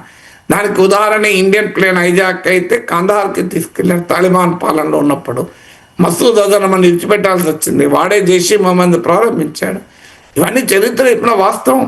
ఒసామా బిన్ లాడన్నే పాకిస్తాన్ 5 ఏళ్ల పాటు తన రాజధాని పక్కనే మిలిటరీ అకాడమీ పక్కనే దాచింది. అయినా కూడా పాకిస్తాన్ భారత్ తాలిబాన్ కలిసి పాకిస్తాన్లోకి టెర్రరిస్ట్లను ఎక్స్పోర్ట్ చేస్తుందట. పాకిస్తాన్ తీవ్రవాదం వ్యతిరేకం పైన పోరాటం చేస్తుందట. సో అసలు విషయం ఏంటి అంటే ఆఫ్ఘనిస్తాన్లో తాలిబాన్ తమ కీలుబొమ్మగా వ్యవహరించాలి, తమ పప్పెట్గా, వాళ్ళకి ప్రత్యేక అస్తిత్వం ఉండకూడదనేది పాకిస్తాన్ లక్ష్యం. తమ స్ట్రాటజిక్ వ్యూహాలకు, తమ వ్యూహాత్మక ప్రయోజనాలకు ఓ పప్పెట్లాగా ఉపయోగపడాలి. అందుకు తాలిబాన్ రెడీగా లేదు. అసలు వివాదం అక్కడ. తాలిబాన్ తన ఇండిపెండెంట్ ఐడెంటిటీ కోరుకుంటోంది. అందువల్ల పాకిస్తాన్ ఆర్మీలోనే ఒక విభాగము తాలిబాన్ తీవ్రంగా వ్యతిరేకిస్తుంది. తాలిబాన్ ఫారిన్ మినిస్టర్ ఓపెన్గా చెప్పాడు, తాలిబాన్కు పాకిస్తాన్కి ఇప్పటికీ సంబంధాలు లేవని కాదు, కానీ తాలిబాన్ను ఒక పాకిస్తాన్ ఆర్మీలో పాకిస్తాన్ రూలింగ్ ఎస్టాబ్లిష్మెంట్లో ఒక పెద్ద డివిజన్ సెక్షన్ వ్యతిరేకిస్తారు. అందువల్ల ఇండియా ఆఫ్ఘనిస్తాన్ సంబంధాలని ఆసరాగా చూపెట్టుకుని పాకిస్తాన్ తాలిబాన్ పైన ఒక మైండ్ గేమ్ ఆడుతుంది. సో ఫిజికల్గా నీకు మిలిటరీ కాన్ఫ్రంటేషన్ జరుగుతుంది, కానీ అంత సులభం కాదు తాలిబాన్ ఎదుర్కోవడం అనేది. తాలిబాన్ పైన పాకిస్తాన్ ఇప్పుడు వాదన ఏంటంటే అవసరం వస్తే అమెరికాతో కలిసైనా తాలిబాన్ల పైన దాడి చేస్తామనేది పాకిస్తాన్ ఎత్తుగడ. సో అమెరికాతో కలిసి తాలిబాన్ల పైన యుద్ధం చేస్తామని, కానీ అంత సులభం కాదు. ఎందుకంటే తాలిబాన్కు లార్జర్ యాక్సెప్టెన్స్ కూడా వస్తుంది. రష్యా గుర్తించింది, చైనాతో సంబంధాలు ఉన్నాయి, ఇరాన్తో సంబంధాలు ఉన్నాయి. భారత్ ఇటీవల తాలిబాన్ పాలిత ఆఫ్ఘనిస్తాన్లో పూర్తి రాయబార కార్యాలయాన్ని పెట్టింది. సో అందువల్ల అంత ఈజీగా పాకిస్తాన్ అమెరికా కలిసి ఇప్పుడు ఆఫ్ఘనిస్తాన్ పైన తాలిబాన్ పైన యుద్ధం చేస్తారు. అసలు అమెరికా అందుకు సిద్ధంగా ఉందా? ఆల్రెడీ అమెరికాకి అనుభవం ఉంది. 20 ఏళ్ళు తాలిబాన్ పైన, తాలిబాన్ పక్కకు పెట్టి తాలిబాన్ ఓడించి తమ అనుకూల ప్రభుత్వాన్ని 20 ఏళ్ళ తర్వాత అదే తాలిబాన్తో ఒప్పందం చేసుకొని అమెరికా బయటకు వచ్చింది. సో అలాంటి అనుభవం ఉన్న అమెరికా మళ్ళీ వెళ్ళి తాలిబాన్లో ఆఫ్ఘనిస్తాన్లో దిగబడుతుందా? అదే డౌట్ఫుల్లే. అందువల్ల ఈ బెదిరింపులు అనేది పైకి తమ చేసే వ్యాఖ్యలే తప్ప రియాలిటీలో తాలిబాన్ సర్వనాశనం చేయడం పాకిస్తాన్ చేతనవుతుందా అనేది కూడా అనుమానాస్పదమే. ఇక రష్యా నుంచి ఆయిల్ కొనడాన్ని ట్రంప్ మొదటి నుంచి అబ్జెక్ట్ చేస్తూనే ఉన్నారు. రష్యా నుంచి ఆయిల్ కొనడాన్ని ఆపేస్తామని మోదీ తనకు చెప్పారు అని చెప్పి ట్రంప్ చెప్పిన పరిస్థితి. అండ్ అమెరికాతో ట్రేడ్ డీల్ కావాలా లేకపోతే రష్యా నుంచి ఆయిల్ కొంటారా అనేది కూడా తేల్చుకోవాలని చెప్పి ట్రంప్ చెప్పారు. సార్, ఈ నేపథ్యంలో రష్యాపై ఆంక్షలు కూడా విధించింది అమెరికా. సో భారత్ ఇప్పుడు ఏం చేయాలి సార్? అంటే అమెరికా కోసం రష్యాను వదులుకోవాలా? సో అమెరికా భారత్ కోసం పాకిస్తాన్ వదులుకుందా? ఆ మాటకైతే భారత్ కోసం చైనాను వదులుకుందా? సో మొదటి పాయింట్, అమెరికా ఇండియా కోసం చైనాను వదులుకోలేదు. మనము అమెరికా నాయకత్వంలోని చైనా వ్యతిరేక కూటమైన క్వాడ్లో మెంబర్. కానీ అమెరికా చైనాను వదులుకుందా ఇండియా కోసం? అలాగే మనము అమెరికాకు చాలా వ్యూహాత్మక మిత్ర దేశం. ఎందుకు అమెరికా కోసం మనం చైనా వ్యతిరేక కూటమిలో చేరడమే కాదు, అమెరికా కోసం ఇరాన్ నుంచి ఆయిల్ కొనుగోలను ఆపేశాం, వెనిజులా నుంచి ఆయిల్ కొనుగోలను ఆపేశాం. కానీ అదే పాకిస్తాన్ అటు అమెరికా ప్రత్యర్థి దేశమైన చైనాతో బ్రహ్మాండమైన సంబంధాలు కలిగి ఉంది. ఇప్పటికీ కూడా పాకిస్తాన్ ఇంపోర్ట్ చేసుకున్న ఆయుధాల్లో 81% చైనా నుంచే. ఇరాన్ ఎక్స్పోర్ట్ చేసే ఆయిల్ మొత్తం చైనానే కొంటుంది. మరి అమెరికా పాకిస్తాన్తో ఉంటాం తప్ప ఇండియాతో ఉండడానికి సిద్ధంగా లేదు కదా. సో మనమేమో కమిటెడ్గా అమెరికాకు చెప్పినట్లు మన ఇరాన్తో ఆయిల్ కొనడం మానేసాం, వెనిజులా నుంచి ఆయిల్ కొనడం మానేసాం, చైనాకు వ్యతిరేకంగా క్వాడ్లో కలిసాం, క్వాడ్లో అమెరికా, జపాన్, ఆస్ట్రేలియాలతో కలిసి మిలిటరీ విన్యాసాలు చేస్తున్నాం. మనతో ఎందుకు లేదు అమెరికా? వెళ్ళి పాకిస్తాన్ వైపు ఎందుకు ఉంది అమెరికా? దానికి ఆన్సర్ చెప్పాలి కదా. సో అందువల్ల మీకు అమెరికా ఒక పాలసీ, మనకో పాలసీ ఉంటుంది కదా. అందువల్ల ప్రపంచంలో మనము ఒక కంట్రీతో రిలేషన్స్ మరో కంట్రీతో రిలేషన్స్ పైన ఆధారపడి ఉండవు. అమెరికాతో సంబంధాలు పెట్టుకుంటాం, చైనాతో పెట్టుకుంటాం, రష్యాతో పెట్టుకుంటాం. ఆయా దేశాల సంబంధాలు ఆయా దేశాల సంబంధాలకు ఆధారంగా ఉన్న అంశాలపై ఉంటుంది తప్ప మీరు ఇంకొక దేశంతో సంబంధాలు పెట్టుకున్నామంటే మరో దేశంతో విడగొట్టుకోమని కాదు కదా. ఒక్కొక్క కంట్రీతో రిలేషన్స్ ఒక్కో బేస్ మీద ఉంటుంది. ఇది మొదటిగా మనకు అర్థం కావాలి. అమెరికా చేయని మనమే ఇది చేయాలి. రెండవది, ఇండియా రష్యా రిలేషన్స్ ఇప్పటికి కావు. సో మీకు కోల్డ్ వార్ పీరియడ్ నుంచి సోవియట్ యూనియన్ కాలం నుంచి ఉన్నాయి. ఒక రిలయబుల్ అలాయ్ మనకి ఇప్పటికీ కూడా ఈ ఆయిల్ కొనడం అంటే ఈ మధ్య మొదలైంది. 38%, 36-38% మన ఆయిల్ ఇంపోర్ట్ ఇప్పుడు రష్యా నుంచి. అది ఎంతకాలం ఉంటుంది చెప్పలేము. కానీ డిఫెన్స్ కూడా ఉంది కదా. ఇవాళ ఆయిల్ అంటే పోనీ ఆపేస్తాను, రేపు డిఫెన్స్ పర్చేజ్ కూడా ఆపమంటాడు. ఇప్పుడు అమెరికా నుంచి ఆయిల్ కొనాలి, అమెరికా నుంచి ఆయుధాలు కొనాలి అంటాడు. సో మనకు ఇటీవల ఆపరేషన్ సింధూర్లో చూసాం S-400 ఎంత అద్భుతంగా పనిచేస్తాయి అనేది. సో అందువల్ల రష్యాతో మనకున్న long term defence, long term military cooperation America కొరకు వదులుకుంటే ఏం జరుగుతుందో ఉక్రెయిన్ చూస్తే అర్థమవుతుంది కదా. అమెరికా నమ్మి ఉక్రెయిన్ రష్యాతో యుద్ధాన్ని దిగింది. ఇవాళ ఏంటి పరిస్థితి? 3 ఏళ్ళు అయిపోయినాక అమెరికా ఏం చెప్తుంది ఉక్రెయిన్కు? మీ 20% ల్యాండ్ ఇచ్చేయని చెప్తుంది రష్యాకు. మీ 20% భూమి వదులుకొని రష్యాతో ఒప్పందం చేసుకుంటే రష్యా ఇది బిగ్ నేషన్, రష్యాతో నువ్వు పెట్టుకున్న బతుకో అని ఉక్రెయిన్కి చెప్తుంది. పైగా ఉక్రెయిన్ ఖనిజ సంపద మొత్తం అమెరికాకి ఇచ్చేయమన్నది. లాస్ట్కి ఉక్రెయిన్కి ఏం మిగిలింది? అమెరికా నమ్మి రష్యాతో యుద్ధం చేస్తే మరి ఉక్రెయిన్ అనుభవం చూశాక మనమే కాదు ఎవడు కూడా అమెరికా మాటింటాడా? సో అందువల్ల మనకు అర్థం కావాల్సింది India is not and America NATO అలాగే కాదు. మూడోది మీకు ఎగ్జాంపుల్ చెప్తాను. అమెరికా నాయకత్వంలో నాటోలో భాగస్వామ్య దేశాలు కూడా మీకు భిన్నమైన వ్యాఖ్యలు తీసుకున్నాయి. ఇప్పుడు తుర్కీ ఉంది, అమెరికా నాయకత్వంలోని నాటోలో మెంబరు. రష్యాతో బ్రహ్మాండమైన సంబంధాలు ఉన్నాయి. మరి ఎందుకున్నాయి రష్యాతో సంబంధాలు? సౌదీ అరేబియా అమెరికాకు బలమైన మిత్ర దేశం. చైనాతో సంబంధాలు ఎందుకున్నాయి? చైనా ఆధ్వర్యంలోనే సౌదీ అరేబియా ఇరాన్ల మధ్య పీస్ డీల్ కుదిరింది. చైనా సౌదీ అరేబియాల మధ్య ఇప్పుడు యువాన్లలో పెట్రోల్ ట్రేడ్, ఎనర్జీ ట్రేడ్ జరగబోతుంది. అమెరికాకు అత్యంత మిత్ర దేశాలను యూరోపియన్ దేశాలతో చైనాకు బలమైన ఆర్థిక సంబంధాలు ఉన్నాయి. ఆ మాటకంటే అమెరికా చైనాల మధ్య బలమైన ట్రేడ్ రిలేషన్స్ ఉన్నాయి కదా. అమెరికా చైనా ఇది వెరీ బిగ్గెస్ట్ ట్రేడ్ పార్ట్నర్స్ కదా. మరి ఇవన్నీ జరుగుతున్నప్పుడు మనం ఎలా అమెరికా కోసం ఇంకోని వదులుకోవడం ఉంటుందా? సో అమెరికా కోసం మనం రష్యాతో ఫ్రెండ్షిప్ చేయలేదు, అమెరికాతో అడ్మిట్ చేయదు. ఆ మాటకైతే మనం చాలాసార్లు చెప్పుకున్నాం. రష్యా నుంచి మనమే ఆయిల్ కొంటున్నామా? మనకన్నా ఎక్కువ చైనా కొంటుంది, మనకన్నా ఎక్కువ మన గ్యాస్ కొనడమే లేదు, యూరోప్ కొంటుంది. అందువల్ల అర్థం లేని ఆర్గ్యుమెంట్ అది. అందువల్ల మన వాదన కొరకైనా అమెరికా కోసం రష్యాను వదులుకుంటే అమెరికా డిమాండ్ అక్కడితో ఆగదు. మీరు రష్యాతో ఆయిల్ కొనడం ఆపేస్తే అమెరికా డిమాండ్ ఆగిపోతాయి అనుకుంటే పొరపాటు. ఆ తర్వాత అమెరికా నుంచి కాస్ట్లీ ఆయిల్ కొనుక్కుంటుంది, తర్వాత డిఫెన్స్ ఇంపోర్ట్స్ అంతా అమెరికా నుంచే చేసుకోమంటుంది. మనకు యుద్ధ విమానాలు F-35 ఇస్తుంది, పాకిస్తాన్కి F-16 ఇస్తుంది. మీరిద్దరు కొట్టగదామని అంటుంది. తర్వాత మన ఇండియన్ అగ్రికల్చర్ అండ్ డైరీ మార్కెట్లోకి అమెరికా ప్రొడక్ట్స్ నిల్వ చేయమని అంటుంది. ఎక్కడికి అవుతుంది ఇది? అందువల్ల ఎప్పుడు కూడా ఒక దేశంతో సంబంధాలు మరో దేశం డిక్టేట్ చేస్తే ఉండకూడదు. వీ హ్యావ్ స్ట్రాటజిక్ అటానమీ, వ్యూహాత్మక స్వయం ప్రతిపత్తి ఉన్న దేశం, ఇండిపెండెంట్ ఫారిన్ పాలసీ ఉన్న దేశం. అమెరికా చెప్తానో రష్యా చెప్తానో మన విధానం ఉండదు కదా. ప్రొఫెసర్ గారు, జూబ్లీ హిల్స్ ఉప ఎన్నిక నేపథ్యంలో కాంగ్రెస్ పార్టీ చాలా వ్యూహాత్మకంగా వెళుతున్నట్టుగా కనిపిస్తోంది. తెలంగాణ మంత్రివర్గంలోకి అజారుద్దీన్ ని తీసుకుంటూ ఉన్నారు. రేపు గవర్నర్ సమక్షంలో ప్రమాణ స్వీకారం కూడా చేయబోతూ ఉన్నారు సార్. అసలు కాంగ్రెస్ వ్యూహం ఏంటి సార్? ఇప్పటికే బీఆర్ఎస్ నేతలు దీన్ని అబ్జెక్ట్ చేస్తూ ఉన్నారు. అజార్కు పదవితో మైనారిటీలకు ఎరవేస్తూ ఉన్నారు అంటూ వాళ్ళు ఆరోపిస్తూ ఉన్న పరిస్థితి. ప్రస్తుతానికి అజారుద్దీన్ ఎమ్మెల్యే కాదు, ఎమ్మెల్సీ కూడా కాదు. అసలు కాంగ్రెస్ వ్యూహం ఏంటి? ఈ ఎఫెక్ట్ జూబ్లీ హిల్స్ ఉప ఎన్నిక ఫలితంపై ఎంతవరకు ఉంటుంది? అజారుద్దీన్ ఏమి ముస్లింల హక్కుల కొరకు పోరాడి ముస్లింల ప్రయోజనాల కొరకు నిలబడి ఉద్యమాలు చేసినోడేం కాదు కదా.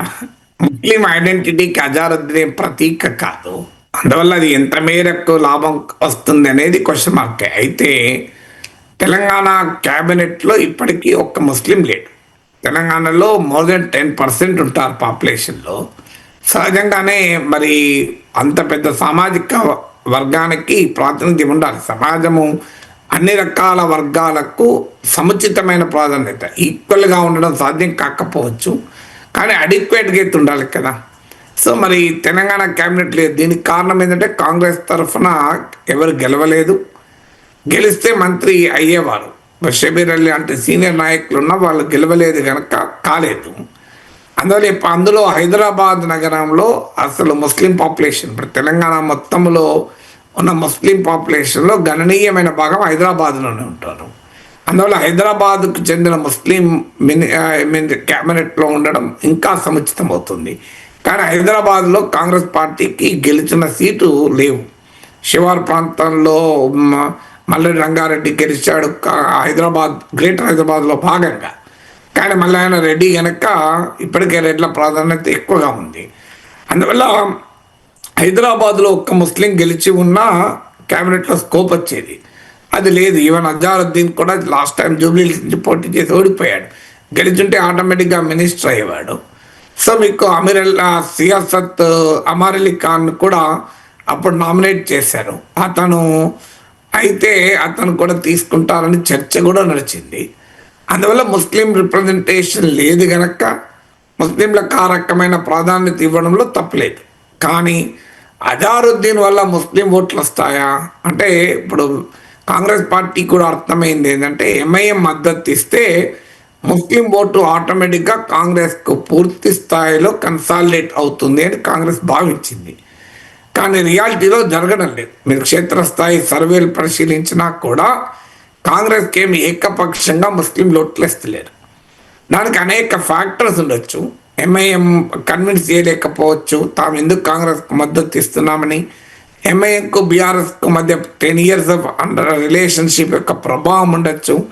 కేసీఆర్ షాదీ ముబారక్ లాంటివి, మైనార్టీ రెసిడెన్షియల్ స్కూల్ లాంటి ఇనిషియేటివ్స్ వల్ల వచ్చిన అడ్వాంటేజ్ ఉండొచ్చు. ఇలా డిఫరెంట్ ఫ్యాక్టర్స్ ఉండొచ్చు. సో ఆ డిఫరెంట్ ఫ్యాక్టర్స్ వల్ల మీకు బీఆర్ఎస్ కాకుండా కాంగ్రెస్కే మెజారిటీ ముస్లిం ఓటు వచ్చే వాతావరణం లేదు. సహజంగా ఇది బహుశా కాంగ్రెస్ పార్టీకి కూడా ఫీడ్బ్యాక్ ఉంటుంది క్షేత్రస్థాయి నుంచి.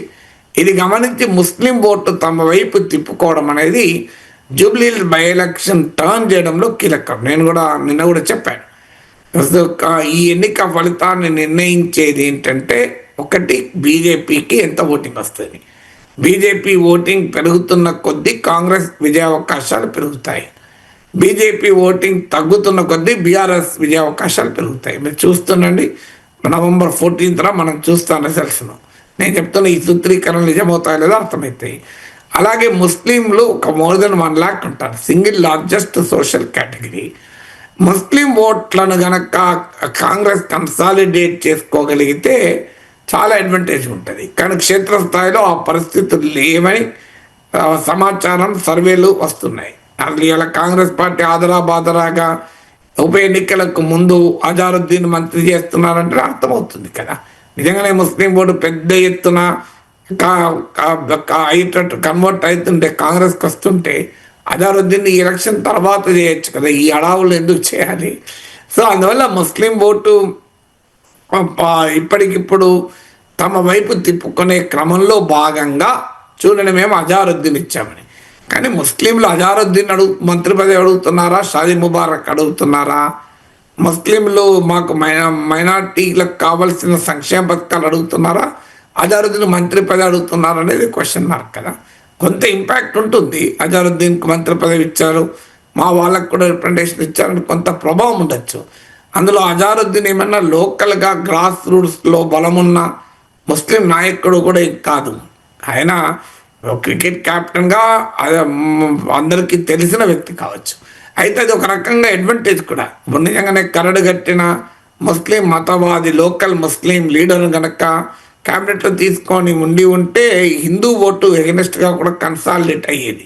అజారుద్దీన్ వల్ల ఆ నష్టం జరగదు. ఎందుకంటే అజారుద్దీన్ ఈ కమ్యూనల్ పోలరైజేషన్లో భాగం కాదు. అజారుద్దీన్ ముస్లిం ఐడెంటిటీకి సింబల్ కాదు.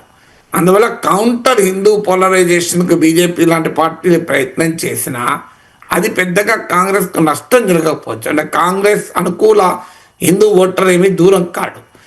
కానీ అదే సమయంలో ముస్లిం ఓటర్ ఎంత మేరకు అట్రాక్ట్ అవుతాడు అనేది క్వశ్చనబులే.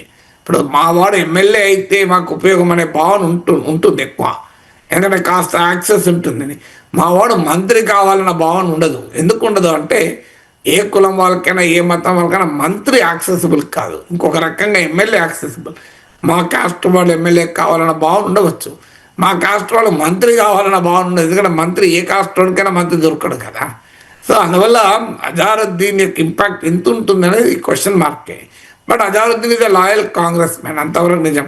ఆయన ఇండియన్లో క్రికెట్ కెప్టెన్గా మీకు తర్వాత ఆయన క్రికెట్కు గుడ్ బై చెప్పాక ఉత్తరప్రదేశ్ నుంచి కూడా కాంగ్రెస్ తరఫున ఎంపీగా గెలిచాడు మొదటి నుంచి. తర్వాత కాంగ్రెస్ వర్కింగ్ ప్రెసిడెంట్గా ఉన్నారు. సో అందువల్ల కాంగ్రెస్ పార్టీకి లాయల్టీ విషయంలో అజారుద్దీన్ అనుమానం లేదు. సో లాయల్ కాంగ్రెస్ మ్యాన్ అతను. తర్వాత హైదరాబాద్ నుంచి మినిస్టర్ క్యాబినెట్లో 2 ఏళ్ళైనా ప్రాతినిధ్యం లేదు. ఒక 10% పైగా ఉన్న ముస్లిం సామాజిక వర్గానికి రిప్రజెంటేషన్ లేదు. ఆ రీత్యా చూసినప్పుడు అజారుద్దీన్కి ఇవ్వడం తప్పు కాదు. కానీ ఇప్పుడు ఆదరాబాదరాగా ఎన్నికల మధ్యలో జూబ్లీస్ బై ఎలక్షన్ ముందు ఇవ్వడం అనేది కాస్త కాంగ్రెస్ పార్టీ నర్వస్నెస్ను కూడా రిఫ్లెక్ట్ చేస్తుంది. అండ్ ఎక్కడ తనకు ముస్లిం ఓటు రావడం లేదు అని ఒక రకంగా ఎక్నాలజీ కూడా చేసినట్టు అవుతుంది. ముస్లిం ఓటు పూర్తిగా తనకు కన్సాలిడేట్ అవుతలేదు, ఎంఏ సపోర్ట్ చేసినా అనేటువంటిది ఒక రకమైన ఎక్నాలజ్మెంట్. ఎందుకంటే ఇప్పుడు అంత హైదరాబాద్లో చేయాల్సిన అవసరం ఏం లేదు కదా. సో అందువల్ల ఇది రేపు ఇంకో క్వశ్చన్ కూడా వస్తుంది. మీకు కోడ్ ఆఫ్ కండక్ట్ ఉండగా ఇది ఓటర్లను అనుచితంగా అట్రాక్ట్ చేసే అంశం కాదా, లీగల్గా ఎంత మేర నిలబడుతుందన్న తర్వాత సంగతి. పొలిటికల్గా ఇది కోడ్ ఆఫ్ కండక్ట్ ఉల్లంఘన అనే చర్చ కూడా వస్తుంది. So I don't think Congress పెద్ద భారీ ఎత్తున ప్రయోజనం పొందుతుంది అజారుద్దీన్ ఇవ్వడం వల్ల అని అనుకోను. దీనివల్ల ఏదో కౌంటర్ హిందూ పోలరైజేషన్ అయి నష్టం జరుగుతుందని కూడా నేను అనుకోను. కాస్త సింపతి ఫ్యాక్టర్ ఉంటుంది ఎంతైనా. మా వాడికి మంత్రివర్గంలో క్యాబినెట్లో స్థానం ఉంది కదా, మా వాడికి పొలిటికల్ రిప్రజెంటేషన్ వచ్చింది కదా అన్న గుర్తింపు కొంత ఉండొచ్చు. కానీ అది ఏదో గేమ్ చేంజర్గా పనిచేస్తుందని అనుకోను. ఇక జూబ్లీహిల్స్ ఉప ఎన్నికలో బీఆర్ఎస్ గెలిస్తే 3 ఏళ్లు ఆగక్కర్లేదు అంటూ ఉన్నారు సార్ కేటీఆర్. జూబ్లీహిల్స్ లో బీఆర్ఎస్ అభ్యర్థిని గెలిపిస్తే ఏమైనా జరగచ్చు, రాష్ట్రంలో ఏ మార్పులైనా సంభవించవచ్చు అని చెప్పి. ఫలితాలు వచ్చిన కొత్తలో మనం చూసాం కదా సార్, 2023 డిసెంబర్లో అప్పుడు ఫలితాలు వచ్చిన తర్వాత కేటీఆర్, హరీష్ లాంటి వాళ్ళు అంటే ఏదైనా జరగవచ్చు, మళ్ళీ కేసీఆర్ ముఖ్యమంత్రి అవ్వచ్చు అని చెప్పి గతంలో మాట్లాడారు. ఆ తర్వాత కామ్ అయిపోయారు. మళ్ళీ ఇప్పుడు కేటీఆర్ ఈ విషయాన్ని రేస్ చేస్తూ ఉన్నారు సార్. అటువంటి పరిస్థితి ఏమన్నా ఉంటుందా? కేటీఆర్ ఎగ్జాక్ట్గా ఏమన్నారో నేను చూడలేదు, అందువల్ల అది కరెక్ట్ కరెక్ట్గా చూడకుండా నేను పూర్తి కామెంట్ చేయలేను. కానీ అలాంటి నెరేటివ్ గనక బీఆర్ఎస్ ముందు పెడితే అది ఎంత లాభమో చెప్పలేము, నష్టం కూడా జరగచ్చు. కాంగ్రెస్ పార్టీ కౌంటర్ గా కూడా చూడండి, సో జూబ్లీహిల్స్ లో బీఆర్ఎస్ గెలిస్తే కాంగ్రెస్ ప్రభుత్వాన్ని డీస్టెబిలైజ్ చేస్తుంది, అస్థిరపరుస్తుంది అని కనుక కాంగ్రెస్ రాజకీయ వాదన ముందు పెట్టారనుకోండి, అది బెడిసికొట్టే ప్రమాదం కూడా ఉంటుంది. ఎందుకంటే ప్రజలు ఇప్పుడు కాంగ్రెస్కు దక్కా తగలాలని కోరుకుంటే కోరుకోవచ్చు, కానీ ఇప్పుడు కాంగ్రెస్ ప్రభుత్వం పోయి రాజకీయ అస్థిరత రావాలని అయితే కోరుకోరు కదా. ఎందుకంటే రాష్ట్రంలో ఇప్పుడు కాంగ్రెస్ ప్రభుత్వం కూలిపోవాలి, పొలిటికల్ ఇన్స్టెబిలిటీ వచ్చినా మంచిదే, గందరగోళం అయినా మంచిదని ఏ ప్రజలు కోరుకోరు. ప్రజలు సాధారణంగా స్టెబిలిటీ కోరుకుంటారు. అందులో కాంగ్రెస్ పార్టీ ప్రభుత్వం పోయి బీజేపీ ఇన్ఫ్లుయెన్స్తో పెరిగి బీజేపీ బీఆర్ఎస్ కలిస్తే తప్ప ప్రభుత్వానికి దగ్గరలో కూడా రాలేరు, ఒకవేళ కాంగ్రెస్లో ఈవెన్ చీలికలు తెచ్చినా కూడా. సో అందువల్ల మనకి బీఆర్ఎస్ బీజేపీ కలిసి కాంగ్రెస్ ప్రభుత్వాన్ని కూలదోస్తాయని చెప్పి కాంగ్రెస్ వాళ్ళు క్యాంపెయిన్ మొదలు పెట్టారనుకోండి, బీజేపీ వ్యతిరేక ఓటు బ్యాంక్ కూడా బీఆర్ఎస్ నుంచి దూరమై కాంగ్రెస్కి వచ్చే అవకాశం కూడా ఉంటుంది. సో మరి ఏ విధంతో కేటీఆర్ అన్నాడో తెలియదు, నేను అందుకే ముందే చెప్పాను, నేను చూడలేదు కనుక ఖచ్చితంగా చెప్పలేనని. సో అందువల్ల కేటీఆర్ అలా అని ఉంటే మాత్రం ఖచ్చితంగా అది లాభం జరుగుతుంది అనుకోను, నష్టం కూడా జరగచ్చు. అయినా ఇది బీఆర్ఎస్ సిట్టింగ్ సీటు, అదేం కాంగ్రెస్ సీటు కాదు, కాంగ్రెస్ మెజారిటీ ఏమీ మారదు. ఆ మాటకొస్తే ఇప్పుడు కాంగ్రెస్ పార్టీలోకి 10 మంది బీఆర్ఎస్ ఎమ్మెల్యేలు ఆల్రెడీ ఫిరాయించి ఉన్నారు. వాళ్ళు ఈవెన్ యాంటీ డిఫెక్షన్ లా ఎంత మేరకు వాళ్ళకు వెయిట్ వేస్తుందో తెలియదు. ఏమైనా ఉంటే దాననాగేందర్ ఉప ఎన్నిక వస్తే రావచ్చు ఏమైనా, ఎందుకంటే కాంగ్రెస్ అభ్యర్థిగా పోటీ చేశాడు, అది కూడా ఎంత గ్యారంటీ చెప్పలేము. సో ఇలాంటి పరిస్థితుల్లో ఇప్పటికిప్పుడు ప్రభుత్వాలు మారేంత సీన్ ఉంటుందని అనుకోను. సాధారణంగా ఉప ఎన్నికల్లో ప్రజలు ఎలా రియాక్ట్ అవుతారంటే 2 రకాలుగా రియాక్ట్ కావచ్చు. ఒకటి, అధికారంలో ఉన్న వారు గెలిస్తే అభివృద్ధి జరుగుతుందని రియాక్ట్ కావచ్చు. అసంతృప్తి కనుక ఎక్కువ ఉన్నప్పుడు కాస్త దెబ్బ తగిలితే సెట్ అవుతారని కూడా ఉండొచ్చు. ఇప్పుడు దుబాక్లో అదే జరిగింది. ఫస్ట్ టైం దుబాక్లో బీఆర్ఎస్ ఓడిపోయి 1000 ఓట్లతో బీజేపీ గెలవటానికి కారణం అప్పటికప్పుడు కేసీఆర్ను ఓడించాలని కాదు. అదే నిజమైతే మరి హుజూర్ నగర్లో బీఆర్ఎస్నే గెలిపించారు, నాగార్జున నగర్లో బీఆర్ఎస్నే గెలిపించారు, ఈవెన్ మునుగోలు కూడా బీఆర్ఎస్ని గెలిపించారు కదా. సో అప్పుడు ప్రధానంగా దుబాక్లో బీఆర్ఎస్ ఓడిపోవటానికి కారణం దక్కా తగలాలి కేసీఆర్ కు. ఒకటి సార్, ఆంధ్రజ్యోతి ఫ్రంట్ పేజీలో వచ్చిన వార్త ఆధారంగా నేను మిమ్మల్ని ఈ ప్రశ్న అడిగాను సార్, ఈ టాపిక్ తీసుకున్నాను. దానికి సంబంధించిన బయట కూడా వచ్చింది సార్. ఒకసారి కేటీఆర్ ఏమన్నారు ఆ సమావేశంలో అన్నది విందాం ఒకసారి. కుక్కతో కంటే ఈ ఒక్క ఎలక్షన్ తోని ఆయన పదవేం పోదు. కేసీఆర్ గారు వెంటనే ముఖ్యమంత్రి కారు ఈ ఒక్క ఎలక్షన్ తోని ఇంకా 3 ఏళ్ళు ఇంతజారు చేయాలి. కానీ వాళ్ళకు బుద్ధి చెప్పకపోతే, వాళ్ళ కుక్కతోక వంకర లాంటి బుద్ధిని చక్కగా చేయకపోతే నష్టపోయేది మీరు, మేము, మనందరం. మాకు అడుగుతున్నారు రోజు, ఇంకా 3 ఏళ్ళు భరించాలా ఈ ప్రభుత్వాన్ని అని అడుగుతురా? లేదు మిమ్మల్ని కూడా అడుగుతుర్రా?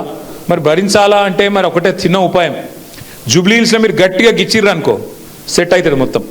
చెప్పలేము, ఏమన్నా జరగచ్చు, 3 ఏళ్ళు ఇంతజారు చేయాల్సిన అవసరం కూడా రాకపోవచ్చు, ఏమన్నా జరగవచ్చు. కాబట్టి మీరు గట్టిగా ఉండురు అంతే.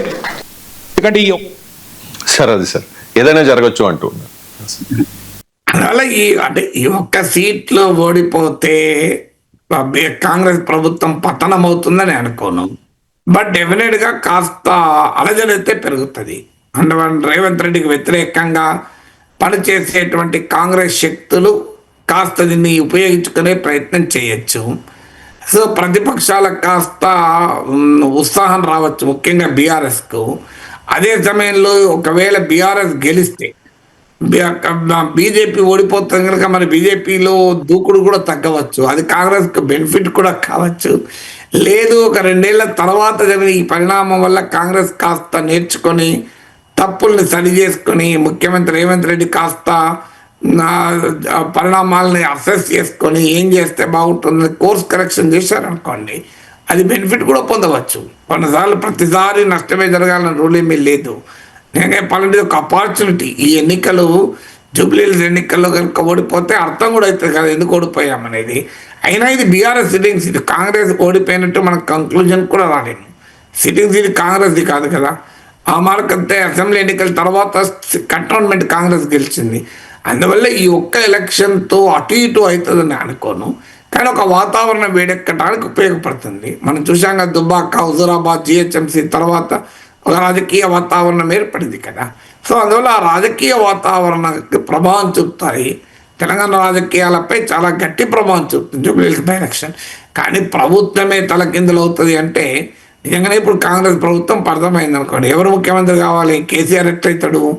కేసీఆర్ గెలిచింది 39, అందులో 10 మంది లేరు, 29. మరి బీజేపీతో కలుస్తారా? బీజేపీ లేదంటే కాంగ్రెస్ నుంచి ఎంతమంది వస్తే సీఎం అవుతాడు? పోనా 40 మందిని పట్టుకొని ఎవరైనా వస్తే కేసీఆర్ ఎందుకు సీఎం అవుతాడు? ఆ 40 మందికి నాయకత్వం వహించినాడు సీఎం అవుతాడు కదా. మళ్ళీ ఇప్పుడు ఎన్నికలు జరిగితే ఏ పరిణామాలు ఎలా ఉంటాయో ఎవరు చెప్పగలం? అయ్యో అన్యాయంగా రేవంత్ రెడ్డిని దించిన సానుభూతి రావచ్చు, ఎవరేమీ చెప్పగలుగుతాం. అందువల్ల ఇది ఐ డోంట్ థింక్ ఇది గ్రేట్ ఎక్స్పెక్టేషన్.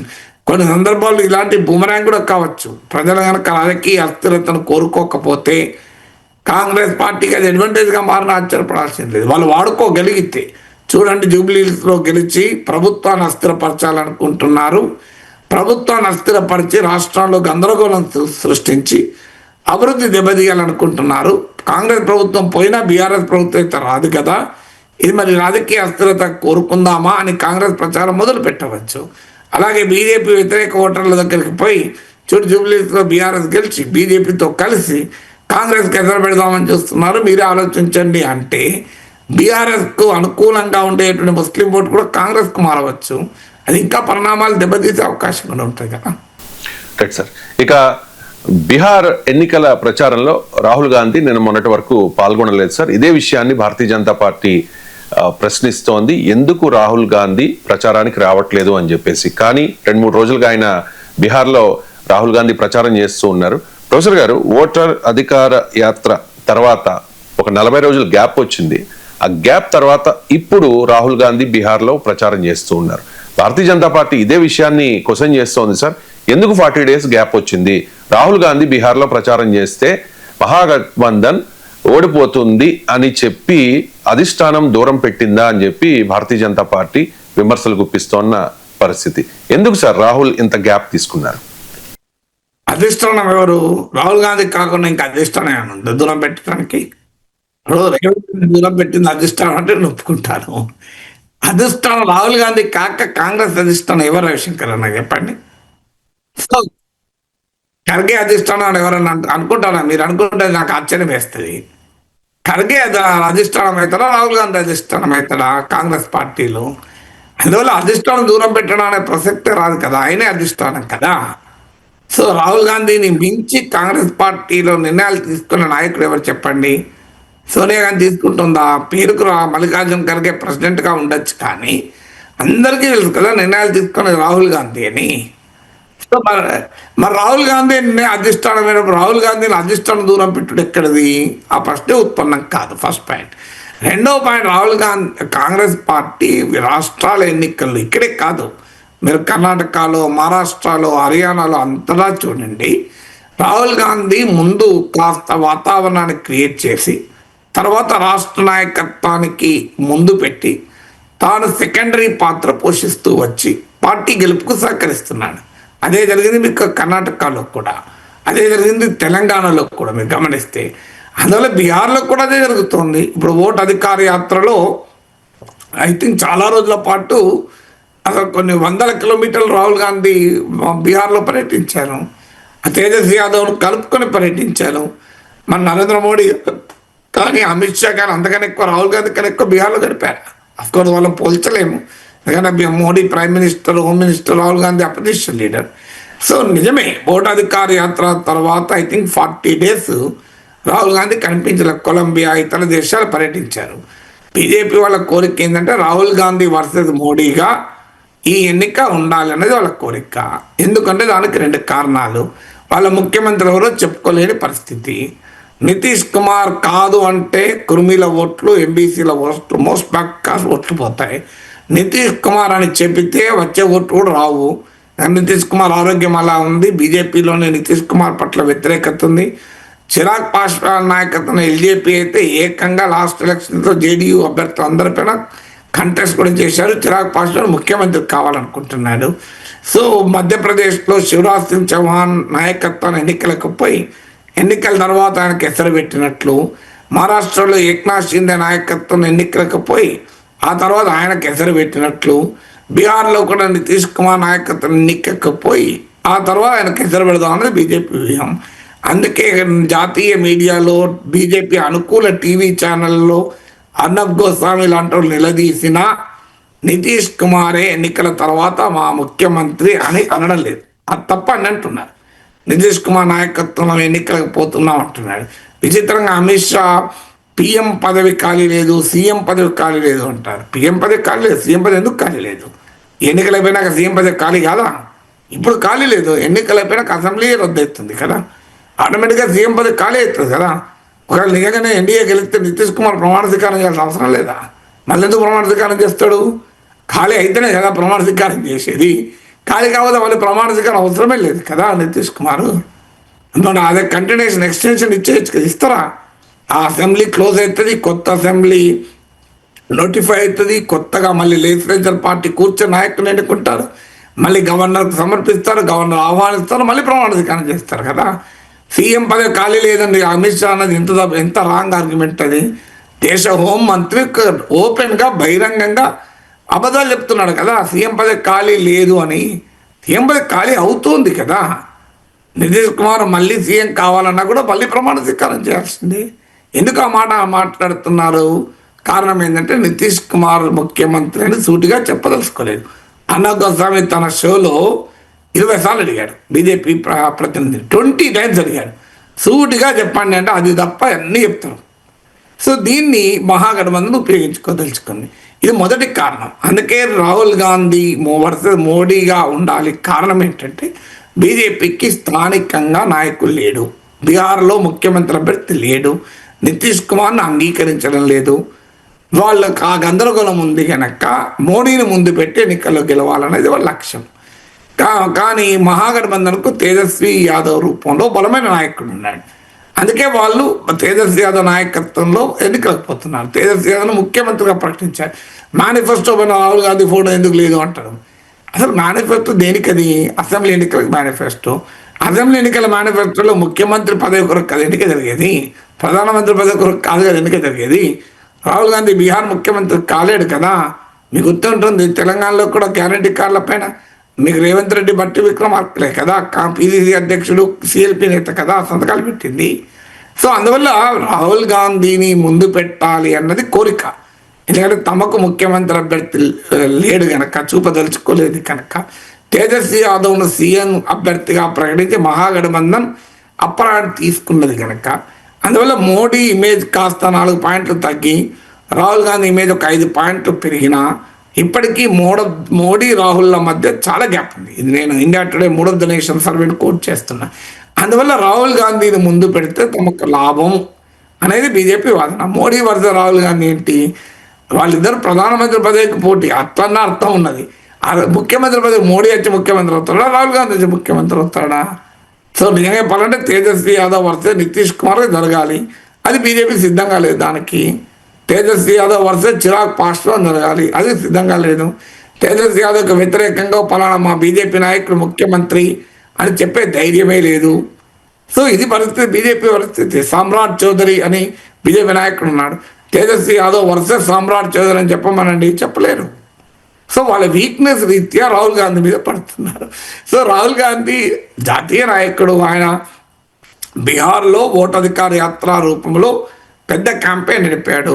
మీకు వివిధ సర్వేల ప్రకారం కూడా దానికి మంచి రెస్పాన్స్ వచ్చింది. కాంగ్రెస్ సాంప్రదాయ ఓటర్లే కాకుండా ఇతర ఓటర్లలో కూడా ఆసక్తి పెరిగింది. ఇట్ వాజ్ బిగ్ హిట్ అని జాతీయ మీడియా కూడా అంగీకరిస్తుంది, వాళ్ళు సర్వేస్ చెప్తున్నాయి. దాంతో మీకు మహాగఠబంధన్ ఎన్డీఏల మధ్య నువ్వా నేను అనే పోటీ జరుగుతుందని సర్వేలు చెప్తున్నాయి. సో ఈ కాంటెక్స్ట్లో రాహుల్ గాంధీని పట్టుకొచ్చి తేజస్వి యాదవ్ను పక్కకు పెట్టి ఆర్జేడీ కాంగ్రెస్ మధ్య పుల్లబెట్టి లాభం పొందాలి అనేది బీజేపీ లక్ష్యం. అందుకే Rahul Gandhi missing in action. Rahul Gandhi already బీహార్లో ఎన్నికల ప్రచారం కూడా చేస్తున్నాడు.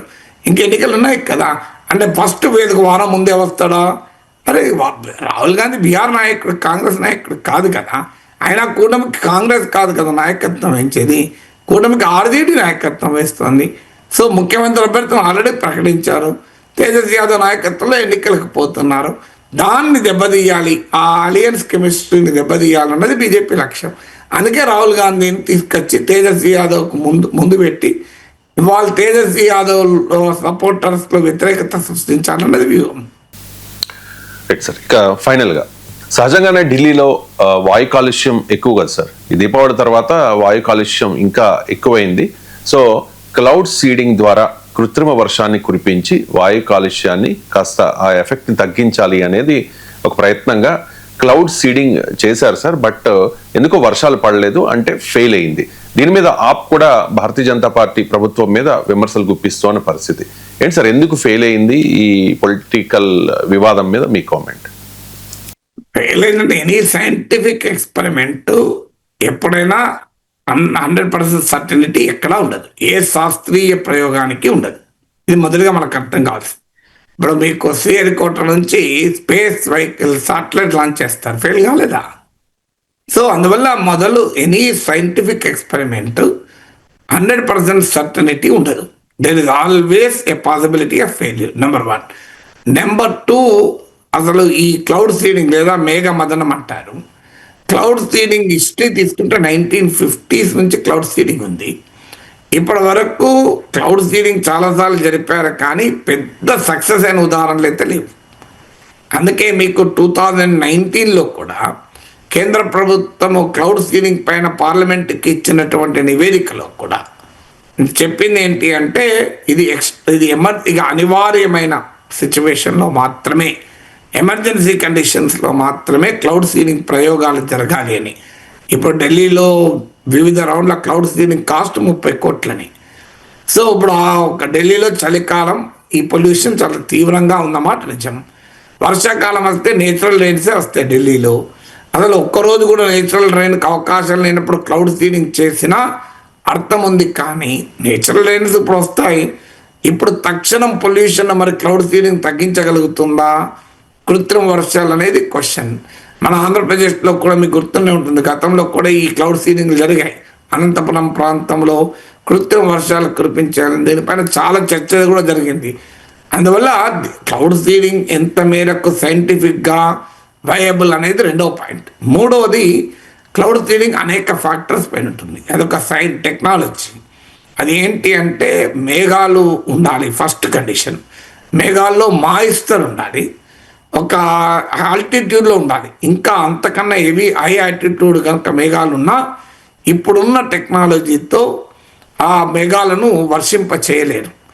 అయితే ఇది ఐఐటి కాన్పూర్ నిర్వహిస్తున్నటువంటి ఎక్స్పెరిమెంట్. అందువల్ల రాజకీయాలతో మనం లింక్ చేయలేము. ఐఐటి కాన్పూర్కు రాజకీయాలు లేవు కదా. కానీ గతంలో ఐఐటి మద్రాస్ నాయకత్వంలో కూడా ప్రయోగాలు జరిగాయి, కానీ ఇవి పెద్ద విజయాలను సాధించలేదనేది చరిత్ర చెప్పిన అనుభవం. అయితే ఐఐటి కాన్పూర్ డైరెక్టర్ రాజీవ్ సర్దేశాయికి ఇచ్చిన ఇంటర్వ్యూ కూడా చూశాం. అందులో ఆయన అనే వాదన ఏంటి అంటే నిజమే వర్షం పడలేదు, వర్షం పడిందా అనే విషయంలో చూసినప్పుడు ఫెయిల్యూరే కావచ్చు, కానీ మీకు పొల్యూషన్ లెవెల్స్ అంటారు 2.5 PM పార్టికల్స్ అని 10 PM పార్టికల్స్, ఇలా రకరకాల టెక్నికల్ నేమ్స్ ఉన్నాయి. సామాన్యుడికి అర్థం కావాలంటే కాలుష్య స్థాయిని మాత్రం before and after cloud seeding మేము టెస్ట్ చేశాము, తేడా ఉంది అని అంటారు. అది సైంటిఫిక్గా అది ఎస్టాబ్లిష్ అయితే కొంతమేరకైనా మనము దీన్ని యాక్సెప్ట్ చేయొచ్చు. ఎందుకంటే ఇక్కడ ఢిల్లీలో క్లౌడ్ సీడింగ్ వర్షం పడి ఇరిగేషన్ కొరకు కాదు కదా. ఢిల్లీలో క్లౌడ్ సీడింగ్ ఏంటంటే పొల్యూషన్, గాలిలో ఉన్న అట్మాస్ఫియర్లో ఉన్న పొల్యూషన్ కాస్త తొలగించడానికి. సో అందువల్ల ఆ మేర కనుక పొల్యూషన్ తగ్గినట్టు సైంటిఫిక్ డేటా కనుక భిన్నమైన సోర్సెస్ నుంచి వ్యాలిడేట్ అవుతే యాక్సెప్టబుల్ చేయొచ్చు. అన్ఫార్చునేట్లీ మన దేశంలో రాజకీయాలు ఏమున్నది, ఇదే ఆప్ గతంలో 2023లో క్లౌడ్ సీడింగ్ చేద్దామని ప్రతిపాదించారు ఆప్. అప్పుడు బీజేపీ వ్యతిరేకించింది అనుకుంటా. ఇప్పుడు బీజేపీ చేస్తారంటే ఆప్ వ్యతిరేకిస్తారు. ఆఖరికి శాస్త్ర ప్రయోగాలకు కూడా రాజకీయ పార్టీలు అలాగనే ఉంటాయి. వాళ్ళు చేస్తే కరెక్ట్, ఇంకోరు చేస్తే తప్పది. సో ఇది రాజకీయాల్లో మనం చూస్తలేమా, ఇది సహజం కదా. ఆంధ్రప్రదేశ్లో డేటా సెంటర్ల వ్యవహారం చూడలేదా? రాజకీయాలు ఎలా ఉంటాయంటే మేం చేయాలి కానీ మీరు చేస్తారా అని అంటారు. అది గోల. సో అప్పుడైనా ఇప్పుడైనా మేఘమదనం ఈ క్లౌడ్ సీలింగ్ పైన ఎన్విరాన్మెంటలిస్టులు, క్లైమేట్ యాక్టివిస్టులు అనుమానాలు మొదటి నుంచి వ్యక్తం చేస్తున్నారు. సైంటిఫిక్గా కూడా ఈ ప్రయోగ ఎఫికసీ పైన ప్రశ్నలు ఉన్నాయి. అది ఎమర్జెన్సీ సిచ్యువేషన్లో చేయాలనేది కేంద్ర ప్రభుత్వ సూచనలు కూడా. ఇప్పుడు ఎమర్జెన్సీ ఇది అనేది ఒక వాదన, ఎందుకంటే పొల్యూషన్ లెవెల్ చాలా ఘోరంగా పెరిగిందని. కానీ ఇది ఫండమెంటల్గా ఢిల్లీ పొల్యూషన్ కారణం ఏంటి? భయంకరమైన ట్రాన్స్పోర్ట్ ఒక కారణము, దాంతోపాటు స్టబుల్ బర్నింగ్, అగ్రికల్చరల్ వేస్ట్ పక్కనున్న పంజాబ్ హర్యానాల్లో అగ్రికల్చరల్ వేస్ట్ బర్న్ చేయడం ఒక కారణము. అందువల్ల ఫండమెంటల్ రీజన్స్ని అడ్రస్ చేయకుండా క్లౌడ్ సీలింగ్ ద్వారా పరిష్కారం ఇస్తామంటే మీకు అది ఇట్స్ ఓన్లీ సిమ్టమ్స్ ట్రీట్ చేయడమే తప్ప డిసీజ్ కాదని ఇంకో వాదన ఉంది. ఇప్పుడు యమునా నదిలో కాలుష్యం ఉంది, దాన్ని ఏ క్లౌడ్ సీలింగ్తో మారుస్తాం? సో అందువల్ల కాలుష్యానికి ఉన్న మూల సమస్యను వెతకాలనేది ఉంది. కాలుష్యంపై కూడా కలుషిత రాజకీయాలు ఎందుకు అనేది నా ప్రశ్న. Thank you so much sir.